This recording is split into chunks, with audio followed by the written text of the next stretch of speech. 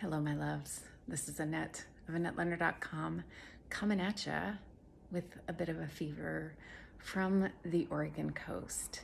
And I had scheduled a pre-recorded broadcast for this week because I'm visiting a friend at her home, and I felt it would be remiss to just post that broadcast instead of interrupting what I was going to talk about, which is the fact that it is Invisible Disabilities, Hidden Disabilities Awareness Week, to talk about the unfolding situation in Gaza. And I have a number of people in my life who are Palestinian, of Palestinian descent. I have a number of people in my life who are Jewish. And I don't pretend to understand the complexities of this situation.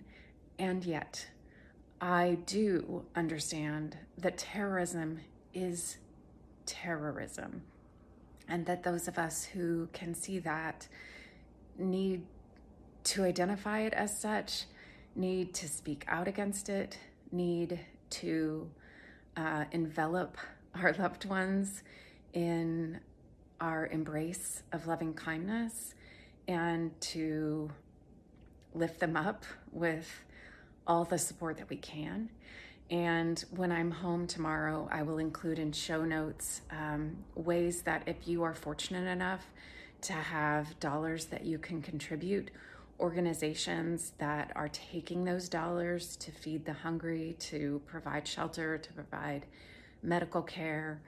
And I was thinking about what I wanted to say and what I wanted you to know. And obviously, I'm not an expert in these things, and yet I really believe that when injustice is happening in the world, we must not remain silent, both in our friendship circles, whether or not they include people who are from Israel or Palestine, but also in the global world beyond us, and that the solution to what's happening there, much like the words of Einstein, will not be resolved with the same mentality that created the problem. Which is to say, the answer to violence and terrorism is not more violence. It is peacemaking, it is love, it is forgiveness. And I acknowledge that I'm saying that from the peacefulness of my friend's beautiful home, as I can look out and see the ocean, and I am living with comfort and relative ease when we compare that to the lives of those who are struggling and displaced. And I can't help but imagine the realities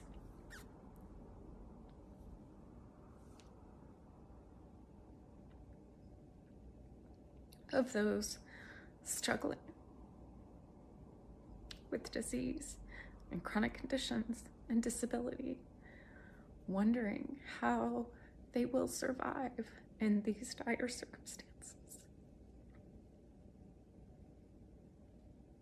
Whether that's access to safety, access to medical care, access to life-saving medications, access to medical devices that prolong their way of life or allow someone to move, have some mobility, have some ability to function and complete major life functions.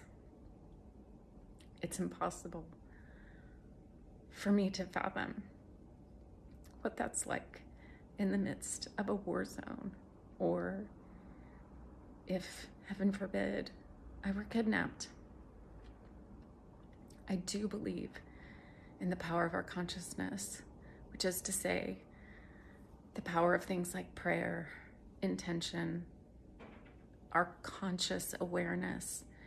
And so even if you don't have financial resources that you can give, putting your mind and attention on acknowledging the situation, thinking about the leaders in power, thinking about ways that this situation can be resolved peacefully and preserving the life, liberty, and dignity of those involved is what I think we can each do, even if we are struggling in our own lives, with our own health, with financial resources that are quite limited.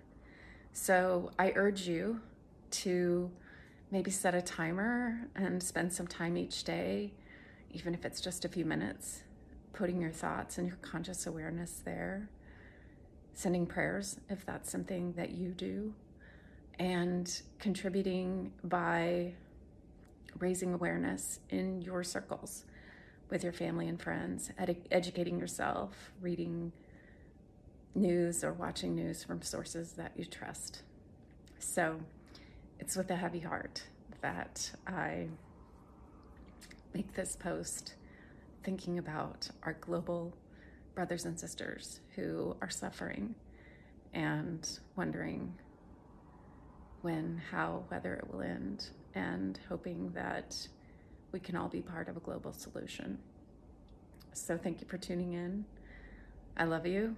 I will resume next week with more focused broadcasts on chronic illness and disability. But until then, thank you for tuning in. And until we're together again,